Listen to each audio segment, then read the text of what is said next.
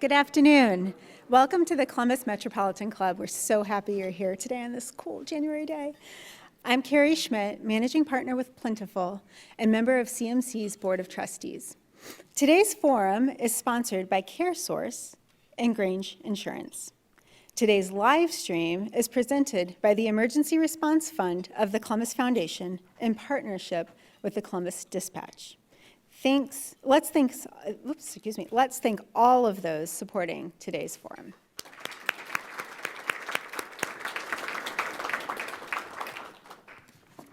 So now to the forum. Columbus is home to nonprofits and social enterprises that embody a laser-focused approach to solving social challenges with initiatives that produce results that are backed by data. When working to solve social issues, the pitfalls to well-meaning organizations can be many, including mission creep and the temptation to analyze results through rose-colored lenses. For organizations that manage to stay laser-focused and that bluntly self-assess their impact, genuine social change, even at a global scale, is possible. Today we'll explore the determination needed to drive that social change and the lessons learned by Central Ohio experts whose efforts are making Columbus and the world a better place. Let's please welcome today's speakers, Ann Bischoff, the CEO of Star House,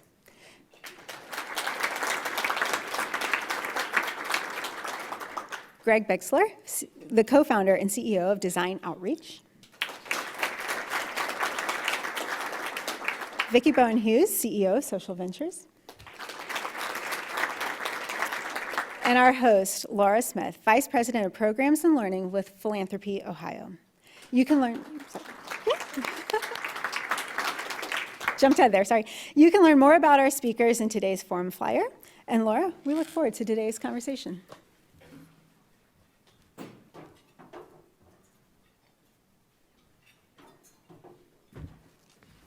Good afternoon. Deborah sends her regrets and is really sorry that she was unwell today and was not able to be here. But I am really pleased to be alongside you today and really alongside this wonderful panel. So let's get started. Creativity, focus, determination. These are just some of the elements that our panelists embody themselves and indeed embed in the work of their organizations. Values-driven, inclusive, compassionate, entrepreneurial. These elements are necessary to drive meaningful social change and are demonstrated by the work they are each doing within their organizations to deliver on sustainable nonprofit and social enterprise models. Empowering others, systems-focused, fostering well-being through connection. These approaches are what stood out to me as I got to know more about their work and know that you will get to learn more about their laser-focused missions, hear examples about the meaningful social change they are making, about the discipline and their strategies, and about the power of connections to propel their impact. So I'd like to jump right into the conversation. So Ann, can you tell us about the mission of Star House and the social impact the organization is making? Sure. Good afternoon, everybody. I'm seeing a lot of familiar faces out there. Some of you I haven't seen since before the pandemic. It feels a bit like a family reunion, so just wanted to say hello, everyone. Star House's mission is to do whatever it takes to lift young people experiencing homelessness out of homelessness and to put them on a trajectory towards stability, surefire stability. And we define that stability as having all four essentials of stability, the things that all of us need to sustain our housing, whether we realize it or not. And that's truly affordable housing, a good paying job with the education you need to get and keep that housing, health and well-being, and what we consider to be the most important piece, and that is community, true community and supportive relationships.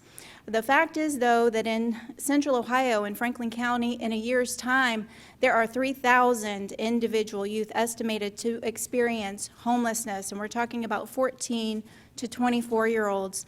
Their experience, the common denominator, is disconnection from family. Half were in foster care.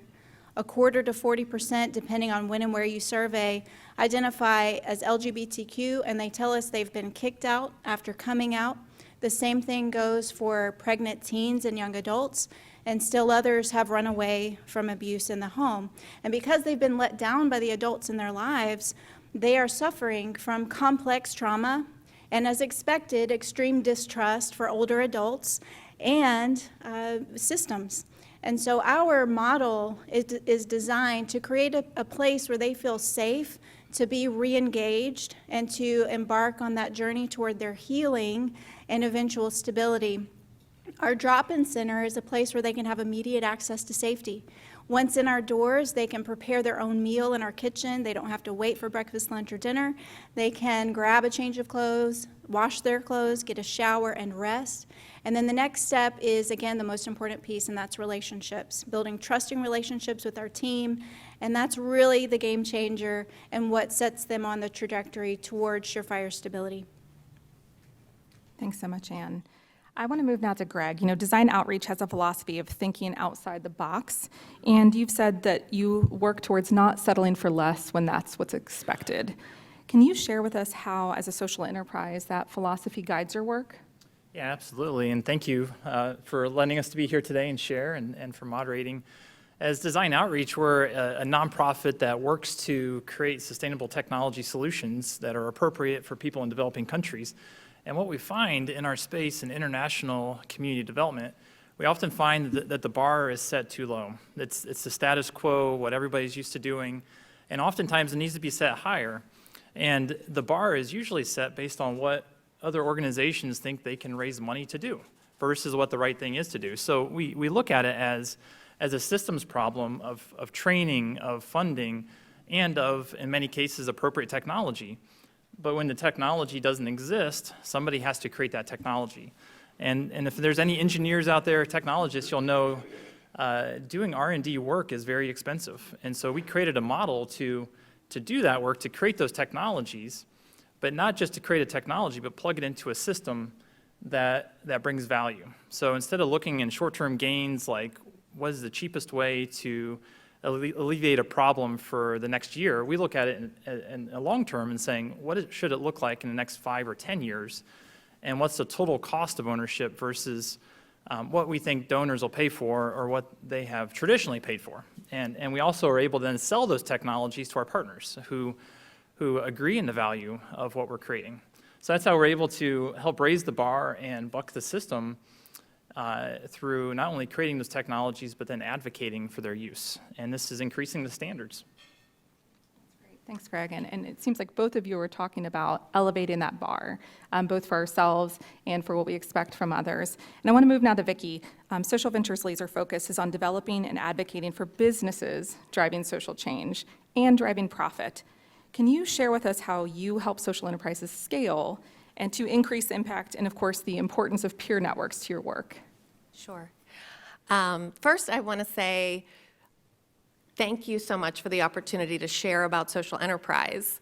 I'm not sure that, I think that if we asked everybody in this room what is social enterprise, everybody might have a different definition of what social enterprise is. My definition and SocialVentures' definition is that it's a business that's founded on affecting social change and also has a market-driven approach. So there is an independent revenue stream. That can be a for-profit or a nonprofit business. So a couple of great examples. Both Anne and Greg lead nonprofit organizations.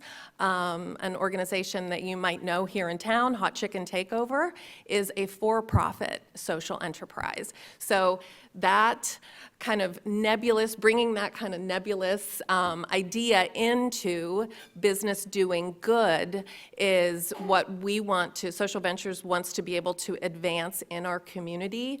We advocate for support and help fund organizations that are advancing solutions to social problems in our community. And we do that in myriad ways. One thing that we've recently done is we really honed in on who our customer is.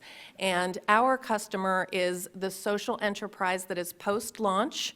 They are earning revenue, and they've hit that leadership desert. Like, I'm here, I'm doing good things, and I need help to get to next. So we have 3 different pillars that we work within.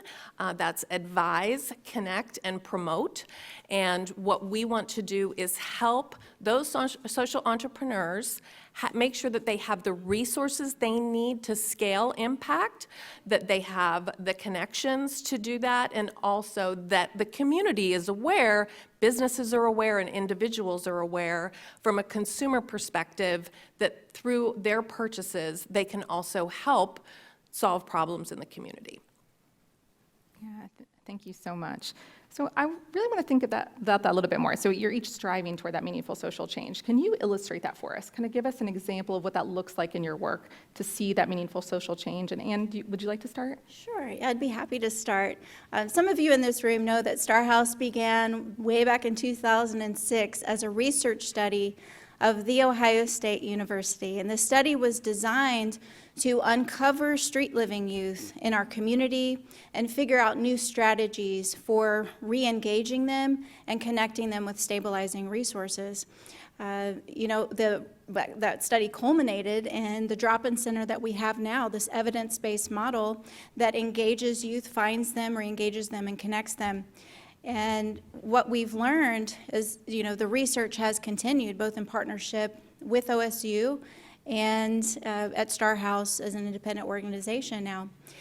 What we know is that after being at the drop-in center for 90 or more days, 70 to 75% of our young people obtain housing. And this is certainly remarkable. We celebrate this, but we're not satisfied because far too often these young people are becoming homeless again, and sometimes again and again. And so for this population that's been let down, that's disconnected, we have to create housing strategies that create both a safety net and a launch pad towards stability. Pew Research, I'm sure many of you saw this study, put out a study during the pandemic that said that 52% of all young adults ages 30 and under are living at home with their parents. Some of you in this room might be experiencing this firsthand. But this is the highest level since the Great Depression. And we're talking about young people ages 14 to 24 who are living alone in this world, homeless, who don't have that option. There's no mom's basement. There's no dad's pocketbook to fill in gaps. They're alone in this world. And so our strategies have to go deeper and really focus on connecting youth with surefire stability. So Carol Stewart Village is our attempt at creating a new strategy, new solutions to address this population of young people. Carol Stewart Village is a joint ownership collaboration of Finance Fund, the Columbus Metropolitan Housing Authority, and StarHouse. We each, as part of our ownership deal, have a very specific role in operating Carol Stewart Village. Finance Fund is the housing developer. The Housing Authority provides vouchers that enable young people who live at Carol Stewart Village to have, if they move in at 18, up to 7 years of housing where they can get all the building blocks of stability in place and on one site. And then StarHouse, we stay laser focused in our lane, which is ensuring that we have social services on site that are going to create that foundation for them to have long-term stability. We took an old Motel 6 and converted 62 old motels into studio apartments. We have on-site jobs, transitional jobs through social enterprise partners, on-site healthcare through partners, therapy, healthcare, all the resources they need, even community engagement opportunities where they can begin to dig roots in the community around them through mentoring and other things, is baked into this program. We're seeing promising outcomes. We've been open since August of 2020, and one thing that we're most proud of is that there have been 0 formal evictions with this population. Now, have we had to help young people find a better living situation? Yes. But because the property management team and StarHouse has been very laser focused on doing whatever it takes to prevent evictions, we have 0 formal evictions. I'll give an example. We've had some young people at StarHouse, at Carol Stewart Village, who, because they were stabilized there, they've been reunited with their children. And so, it's not really conducive to raise a family inside of a small studio apartment, so we've been able to find them longer-term housing elsewhere. So we're very excited to potentially replicate this program in other neighborhoods in our community. Thank you so much, Anne. Greg, Vicki, I would like to move to you to hear how you would illustrate social change through your work. Sure, absolutely.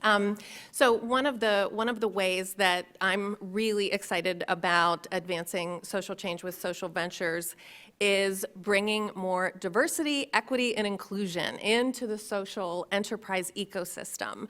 And we're leading that by really reaching out to the community and checking in to see where we can include more businesses that are driving change that are in communities that are underrepresented. So something that we're launching in March, I almost said next month because the year goes by so quick, but we're launching in March is Women Sparking Change, where we are really embracing and uplifting and amplifying the voices of women of color who are also social entrepreneurs. We work with over 120 social enterprises. Of that, 56% are led by women. Woo! And of that, 33% are culturally diverse. So having that as our launch pad and our platform to reach out to the community and say, we want to advance social change by lifting and amplifying is something that we're really enthusiastic about. Yeah, and we've seen some pretty amazing social change and communities being transformed. So we work in 11 countries now and in about 200 communities, and this all started about 12 years ago when we first learned about this problem of water pumps that go into communities that are the common way of getting water in communities that are living in extreme poverty. We're talking about dirt floor, grass roof communities. And in 2022, there's still 1 billion people who don't have access to safe water. 1 billion people, and we see that as a choice. Why is that? Looking around what we have here in this room, in this city, we can make a change. And so one of the communities I love highlighting is our very first community. This is in a community called Zalamondo in the country of Malawi, where the work all started for us. We started working with World Vision in that country about 8 years ago. And we created what we call the Life Pump, which is a technology that goes much deeper than other hand pumps, but it also lasts much longer. So it can go for years between maintenance cycles, whereas typical hand pumps are designed in such a way where they are limited in depth, and also they usually need repairs after about 6 months, maybe in some cases 3 months. And what happens is those repairs usually don't get done very quickly, if ever. So these communities go through these cycles of poverty. They call it water poverty. And you may have water for a while. It's convenient. It's nice. The water pump breaks. Your garden dies. You take your few animals to the slaughterhouse sooner than you expected. Your kids get pulled out of school. They go back to rivers where there's crocodiles.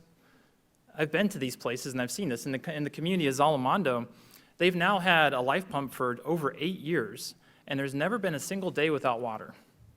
That's unheard of. And we have a technology called Life Pump Link, which can track that and tell us how much the pump's being used and when. So we get daily information from these very remote rural areas in developing countries telling us that what we're doing is actually working. And then we get to go back and see it firsthand with our own eyes. You see animals, you see gardens, you see kids in school, you see teachers who are willing to accept jobs at the schools, not because there's kids that need education, but because they also have water now that the teachers can use.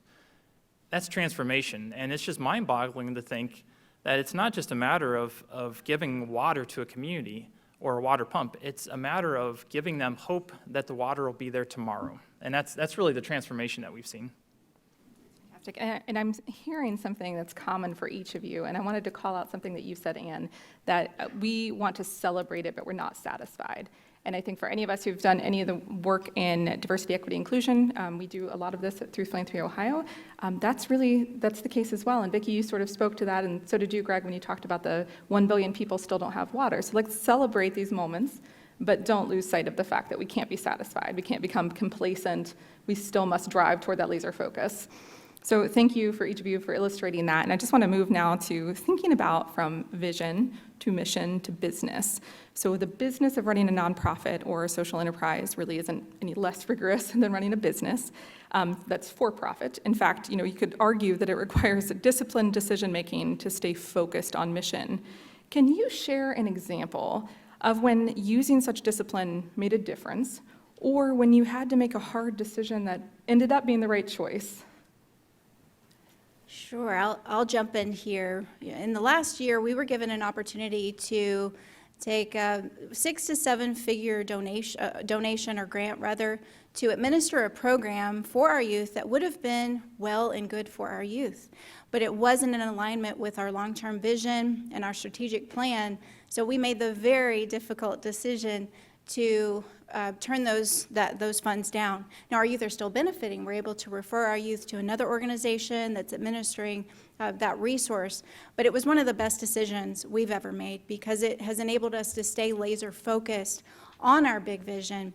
One tool that we use to ensure that we're focused is the Entrepreneurial Operating System. EOS, I'm sure many of you have read Gino Wickman's book, Traction, which outlines this system. It's simple. Very, very simple. It's designed for mission-oriented organizations that want to stay laser-focused on their mission and their vision and what it's going to take to get there. You set a 10-year vision typically. We set a 20-year vision so as not to terrify our board. Our 20-year vision is to expand our program based on the demand for our model throughout the nation and globally. And from there, you create a 3-year picture where you think you need to be in the next 3 years. For us, we're going to develop 2 drop-in centers in other neighborhoods in the next 3 years. And then you have your 1-year plan locked in and your quarterly rocks, which are goals, 8 goals that are set in stone that you're not going to change from one quarter to the next. And this has enabled our entire organization, from the frontline team to our board, to stay laser focused on what we're trying to do here. And I'll tell you, before we adopted EOS, the weight of the vision was on our shoulders. We knew what we needed to do, we knew where we were going, but the weight was there. So EOS takes that weight and drops it into a system, a visual dashboard, where anybody in the organization can drop in and see how you're doing on your metrics from week to week, so that you can maintain that laser focus. Highly recommend it.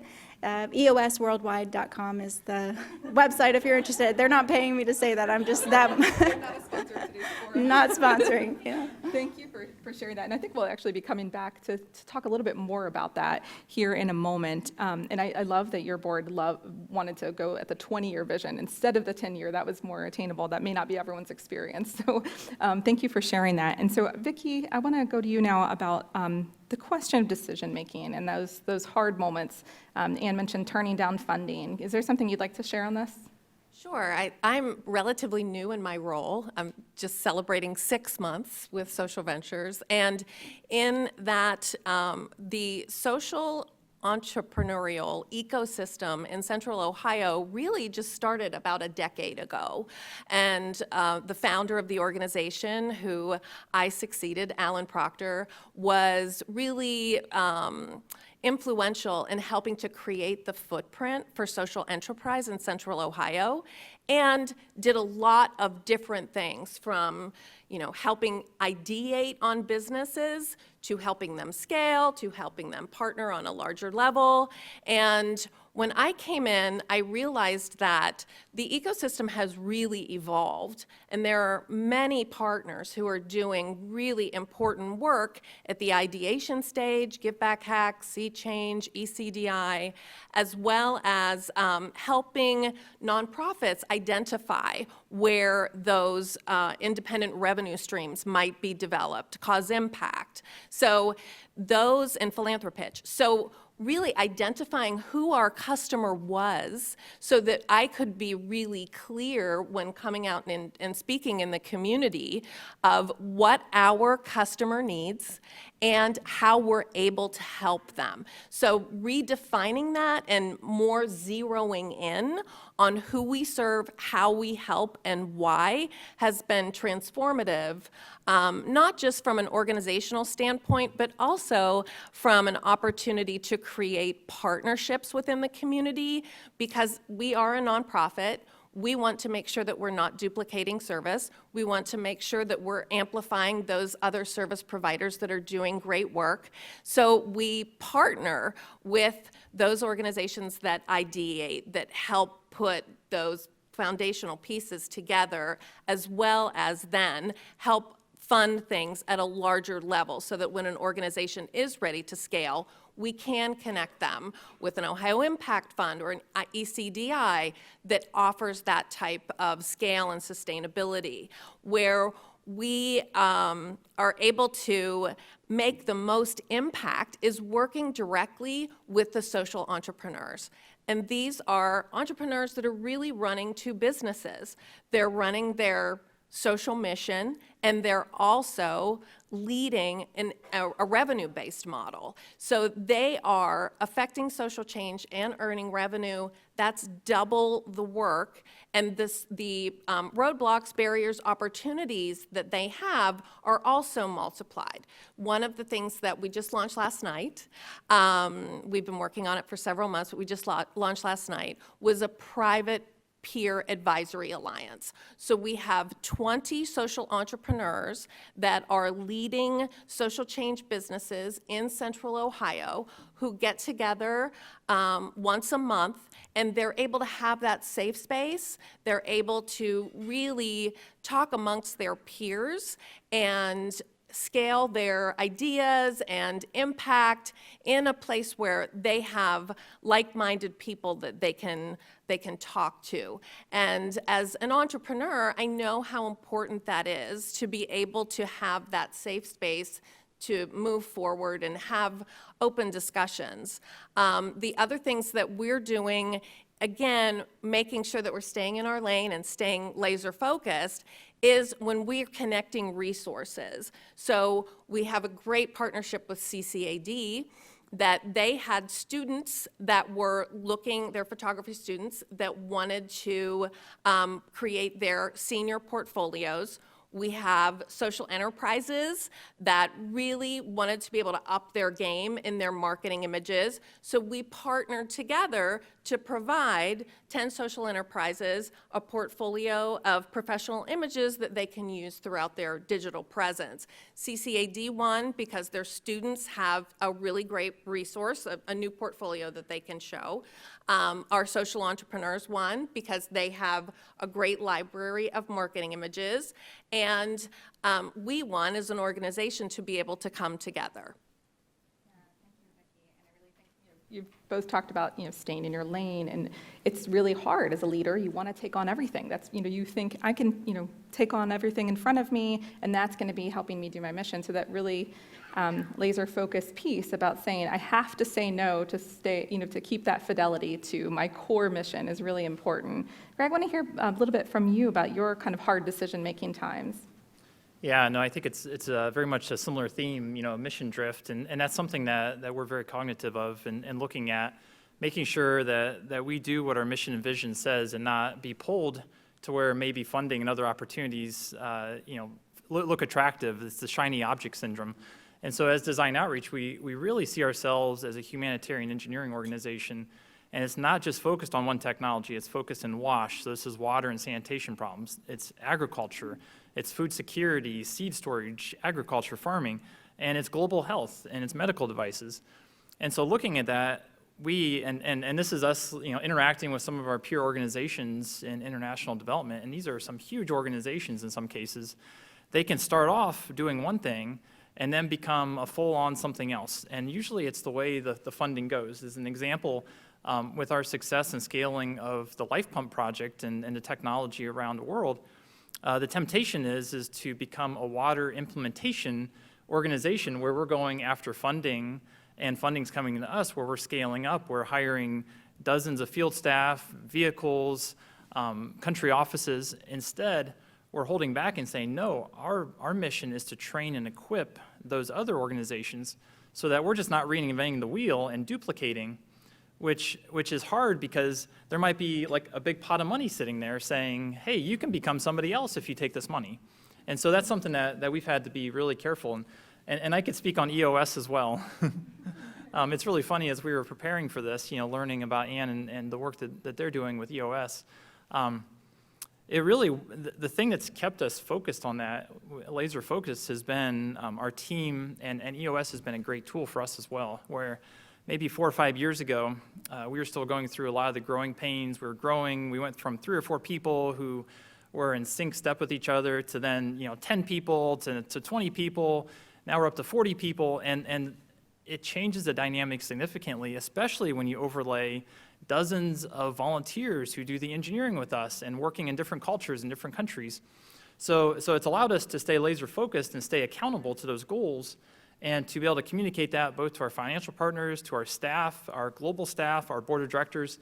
And I can't say good enough things about either, and I'm not getting paid, just like Ann here. Philanthropy Ohio, we've also begun implementing EOS, so unintentional through line here, but it is a wonderful tool. So I want to think a little bit more about those collaboration and partnerships piece. You guys have all talked about it a little bit, but I want to dive in a little bit more. Greater impact is possible when that laser focus includes meaningful collaborations, partnerships, and peer networks. So Vicki, could you share how SocialVentures nurtures and seeks to create partnerships with academia and private industry for that win-win impact that you talked about a little bit? Sure.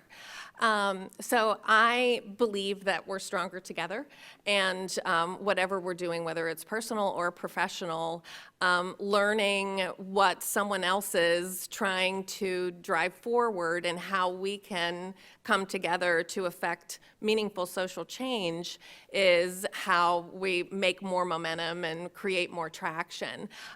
We are partnered with the Ohio State University on a sustainability project. So we have social entrepreneurs that are working with students at Ohio State to really look at the different aspects of their business and how sustainability can be integrated into each of those. So the win for those students is the opportunity to work directly with a social enterprise. The win for the entrepreneurs is to have that expertise and somebody who's focused specifically on sustainability to help. We also partner with Ernst & Young, where they have associates that want to be able to mentor financial entrepreneurial spirit. And so we partner those professionals with entrepreneurs who are seeking that type of financial advice. So you have an expert in finance in EY, and then you have an entrepreneur who are both really learning. And the impact is not only does the corporate team member and the entrepreneur learn something new about each other, but the understanding of collaboration as well as the understanding of social impact, about how that corporate person was introduced to a business that's leading to do good. So we believe that everyone has an opportunity, whether they're an individual or a business, to make those intentional purchases that help change our world. I'll give an example of a large company here that was looking to have all of their businesses cleaned. They partnered, or they contracted with Clean Turn, that is a social enterprise that's based here in Central Ohio. Clean Turn helps people who have barriers to employment have jobs, and by doing that, the company got their business cleaned that they needed to do, and also it helped people have access to jobs and work that wouldn't have otherwise had those opportunities. So it multiplies on itself when we are able to collaborate in ways that innovate and help people think differently, and engage in a new and more collaborative fashion. Thanks so much, Vicki. And Star Works is the model that you use at Star House to partner with social enterprises. Can you tell us a little bit more about that model and the impact that you're seeing? Sure thing. I'll start by defining the issue we are seeking to address with StarWorks. After being at the drop-in center for 90 or more days, our working age youth, 84% obtain employment. Before the pandemic, it was 90%. So they're dispelling the myth that young people experiencing homelessness or homeless quote, because they're too lazy to get a job. That's simply not the case. They're getting jobs all day long, but it's nearly impossible to keep those jobs until they get a steady place to lay their head every single night and steady transportation to get to work. As a result, they need flexible, transitional employment while they're in a state of transience and pathways to living wage, full-time jobs that they can sustain after they're housed. So StarWorks was created to address that gap. And the program is this. We have social enterprise partners who are offering transitional employment opportunities and that sync up with the current state of transience for our youth. When a social enterprise is just getting started, they can't offer 40 hours of employment for their employees every week. They can sometimes just offer a few hours a week. For our youth, they can't commit to 40-hour-a-week jobs, and so they're able to work flexibly when they can and how they can as they're working toward getting surefire housing. And we have two social enterprise partners now. One is represented here, Petals That Inspire. Amanda, if you want to wave here. Petals That Inspire is a floral business. Wild Tiger Teas is the other, a screen printing business, and our goal in the next several years is to have up to 20 social enterprise partners offering even more hours of employment for our youth on site at our locations. We also have workforce development partners that are connecting youth with training, certifications, and pathways to those full-time jobs that they can sustain later. So if you are a social enterprise or someone who's interested in partnering with us on this, you can reach out at starhouse.us, again, starhouse.us. Thank you. Thank you so much, Anne. So Greg, I want to bring you in. Design Outreach partners with folks from several industries and academia. So how are your partnerships better than the individual industry efforts to solve for social impact? Well, we really see ourselves as Design Outreach as a think tank, and we bring together the subject matter experts necessary to solve problems that are global in nature. And these are some of the biggest problems facing our world today. So we need the subject matter experts, and in many cases, we need the subject matter experts that the subject matter experts go to. And we've seen those people come to us because these are not easy problems to solve. If there's a big problem in the world and there's a profit to be made, well, the for-profit world's going to step in and take care of that. But when there's a big problem in the world and there's little or no profit to be made, that's where the nonprofit world has to step in and social enterprise and so forth. And so what we've seen is we tackle a problem and we realize in the case of appropriate technology development, we need subject matter experts. We need people who know how to manufacture. Industry partners know how to manufacture and scale. Academia partners, and we've worked with several universities, including Ohio State, we know how to do research, but we're not scaling or manufacturing. And then we have nonprofit partners who have boots on the ground. They operate in the countries, they have the government connections, but they don't have an R&D department, and they don't know how to manufacture. They don't do that. That's not part of their social mission. And then you have donors, you have financial partners who want to see good things happen and be multiplied. So we see ourselves bringing together all of those elements, the best of each, and presenting a problem and asking them to join our team. And in our case, we don't have the funds to go and hire a company in many cases and say, hey, we'll hire you to do this thing. Instead, we go to them and say, would you like to change the world with us?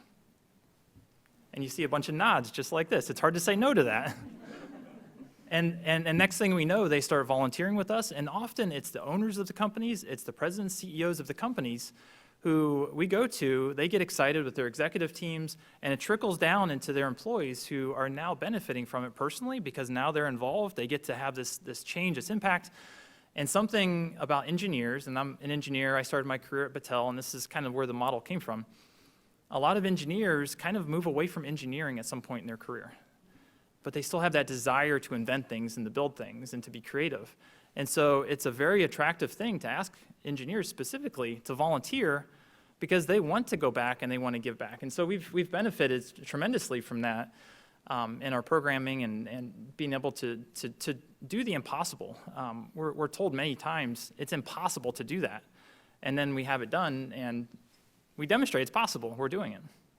So much. And I want to come back to that sort of how you refuel to do the impossible. But quickly, we're going to be moving to questions from our live stream and in-person audiences in just a few minutes. So if you have a question, please feel free to make your way to the microphone now. And before we start that audience question, I just want to ask you, in the preparation for this discussion, we talked a little bit about how leaders rely on many supports and connections to a higher purpose to continue to fuel their hearts and minds. And this purpose, often emanates from a faith relationship and fellowship with other faith-centered leaders to help maintain focus and commitment. So, Greg, Design Outreach shares the organization's statement of faith and values on the website. Can you share how that guides the organization's work and you as a leader?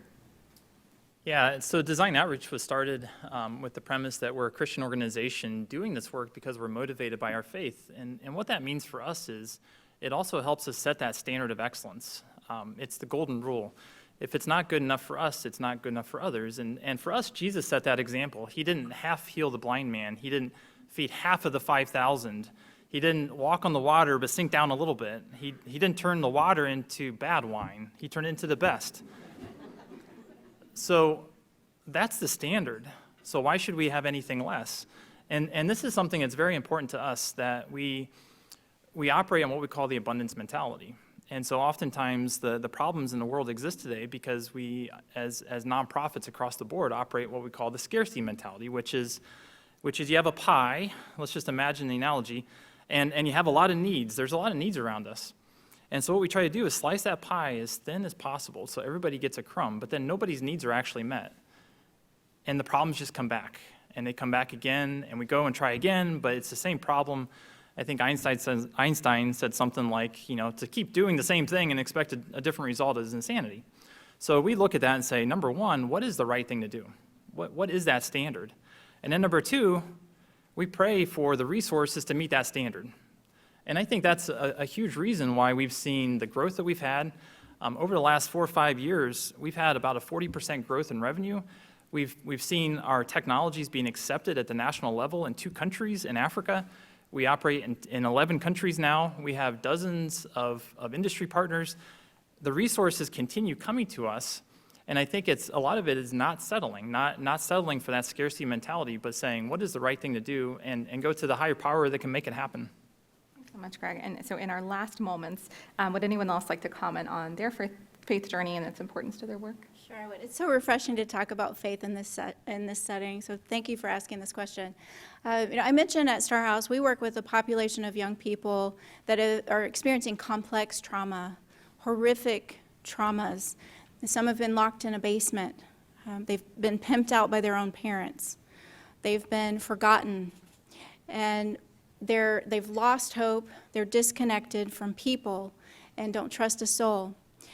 Something that has struck me over the years in our partnership with The Ohio State University and the research that they do is so many of the research points to the power of social connections that are founded on what academics call unconditional positive regard. In fact, these sorts of relationships are one of the greatest predictors of young people exiting homelessness. So what academics call unconditional positive regard, I call it my faith as a follower of Jesus, unconditional love. If you look at the teachings of Jesus, he talks about loving people who are vulnerable, so taking care of orphans and widows, refugees, and even loving our enemies and caring for our enemies. And so it's really striking to me that what we do at Star House, where we want our team and we train our team, one of our values is unconditional love. We teach them not to just create a welcoming space for our youth, but to make them feel wanted, seen, and known. And this is what sparks the healing in their life, that sets them on the trajectory to pursue stability and move forward. So my faith is strengthened by OSC research.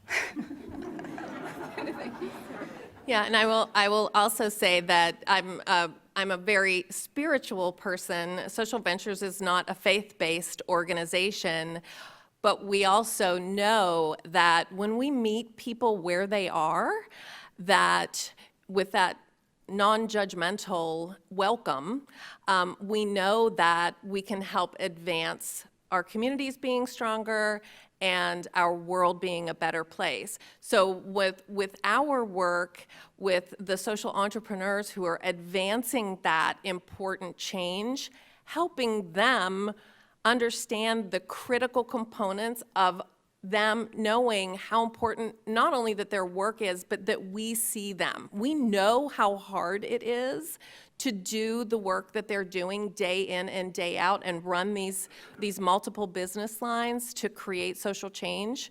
And we embrace them where they are. So whether someone is they're just starting out and they're just launching their business, or they're advanced and they're looking for that second or third round of funding, we're there to support them where they are without judgment.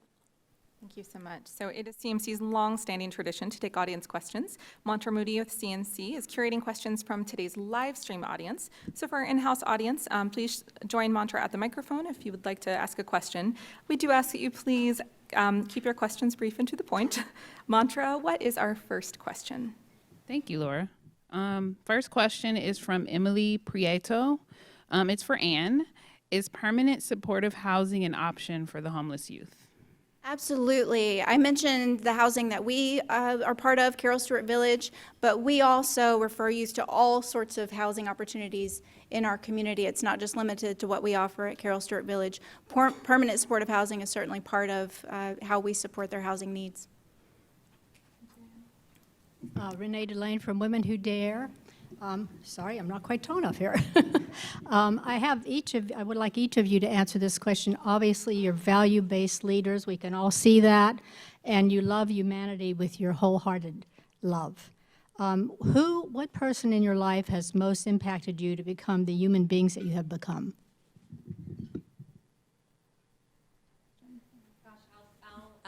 Say my parents. Both my mom and my dad. My dad was a very hard worker, but also an entrepreneur, and showed us that through entrepreneurship, you can not only empower yourself, but you can empower others, and to see the value and the skill that everybody has to offer. And then my mom, from a standpoint of just that unconditional love. Agree. It's my mom and dad. I think they're listening right now, actually. They gave me experiences when I was a child where we were able to work together to meet the needs of vulnerable people. I remember my mom taking me along with her to take a single mom shopping at the grocery store. So that was just a part of our life growing up, and I'm so grateful for them. I won't break tradition here. Hi, Mom and Dad. No, for seriously, it's very true for me as well. So, thinking about that influence that both my parents had on me and continue to have, thankfully, and just really building that foundation and taking me, just even starting in Sunday school. And I remember seeing an image. This missionary came and was sharing images somewhere in Africa. I don't even know where. And I remember seeing this picture, and I must have been 7, 8 years old. A picture of this starving child. And I remember going to my mom and saying, in my 8-year-old mind, did the cameraman give food to that person, that kid? And those were the things, like our family did not travel internationally. Going to Canada was a crazy adventure. I could say that now because I've been to like 30 countries or something. But it was really instilling that work ethic and that compassion and willingness to help others.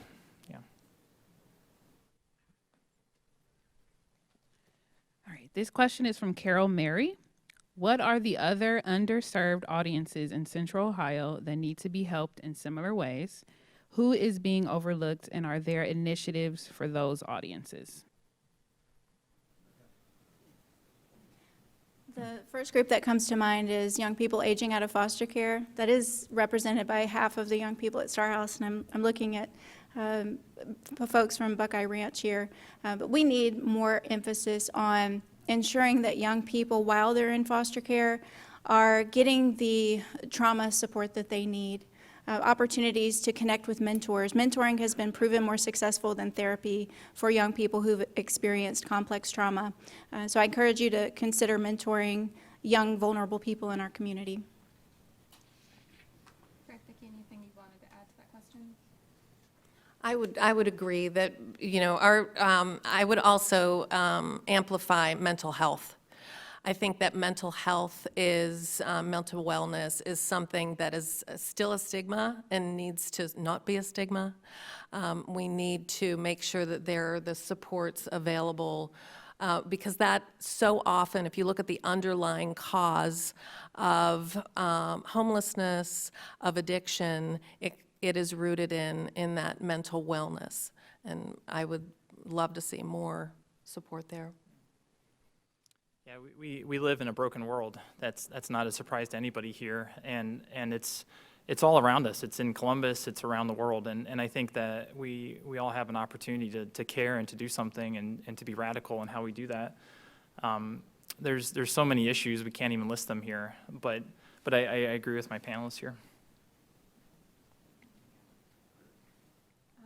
Hi there.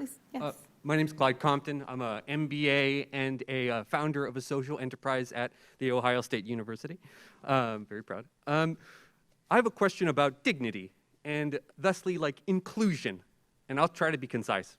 But when we build nonprofits or for-profits that are social ventures, how do we build them in a way that gives people who can have access to them dignity? And let me frame this a little bit. So Matt Habish, CEO of the Mid-Ohio Food Collective, one of his favorite things to say is that most people who come and use that service are coming 3 or 4 times a year, and they're usually coming at the end of the month, not when they need it most. So instead of doing preventative care, we're putting out fires. So going back to my question, when we are building and shaping these nonprofits, how do we give people dignity so that we can give them a chance before it gets really bad? Does that make sense? Certainly does. Thank you so much for asking that question. Collective wisdom is essential, and collective wisdom in making decisions and starting anything new includes ensuring that there are people with lived experience at the table. How we create spaces for collective wisdom like that at Star House is we have a youth advisory council that meets once a week where anybody in the house can come together and share ideas, concerns, or ideas for new programs. They're also vetting each and every one of our new initiatives. We want to make sure we're hearing from them. We also have board committee members who are former guests of Star House, so that our everyday decisions can be made from their perspective. And I would tag on to that first of all, thank you for your work. And thank you for starting a social enterprise that is advancing change in our community. And I think in a lot of what we've talked about today is that laser focus on your customer. And when you have that person that you're serving first and foremost in everything that you do, then it winds up that you're focusing on what their needs are, and you have much more empathy. And so in my experience in working with underserved population, when you reach out as a person to person, then people are not hesitant to say that I need support or I need help. They understand that they're not going to be judged because there's just way too much judgment that happens with people who are in need of help. And so a lot of times they'll wait to get help, and if they know that they'll be welcomed. Sorry, y'all, they told me I had to be real fast. Today. And it's good to see you. Really quickly, so you all are addressing large structural issues, and it's unlikely that we'll be able to philanthropize our way out of this. What is your tactic and relationship with local government in order to help them prioritize your needs? I know the social service budget for the city of Columbus is rather small, and we have $1 billion pot. So can you talk a little bit about how you're lobbying and or navigating that space? At Star House, we're serving a population of young people that's truly hidden. And what we've found is when you awaken people to this need, the support is there. I think it goes back to faith, too. You can't deny that there's a higher power. If I tell you the story of how our revenue has increased to meet the demand and need for our services. But we're very fortunate to partner with government at every level, federal, local, county, city, and very fortunate to have their support. So I want to say thank you to them. Yeah, and as Design Outreach, we do work with the governments in the countries that we operate in. The problem is the governments don't have resources, so that doesn't really solve that problem. The issue is, and we tell people this all over, The issue is not money. The issue is our hearts and where that money is being used. I remember reading an article, I think it was the Washington Post, about the amount of money that was spent on pet food during the pandemic. It was in the hundreds of billions of dollars, enough to essentially eradicate half of the world's water problem, just in what the American population spent on pet food in one 12-month period. So imagine a different world if we just prioritized people. And I have a dog, and I love my dog. But imagine if we prioritized people over our pets. It's revolutionary. Now, can we get everybody to give that much money to global problems? Maybe, if we had a change of heart. But collectively, I think we can change the world, whether it comes from wherever that funding comes from, whether it comes from government funding that they get it from somewhere, taxes or something, or if it comes from people like you and me who have lots of money in our pockets. The fact that we're sitting here means we're all very rich. Time, but we're going to turn it back over to Carrie Schmidt for concluding remarks.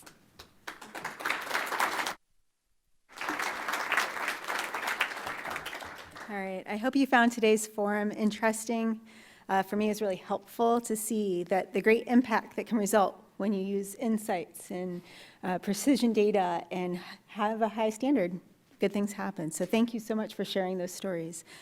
Please make plans to join us at next week's forum. CMC presents 50 Years of Title IX Changed the Playing Field, featuring a panel of experts.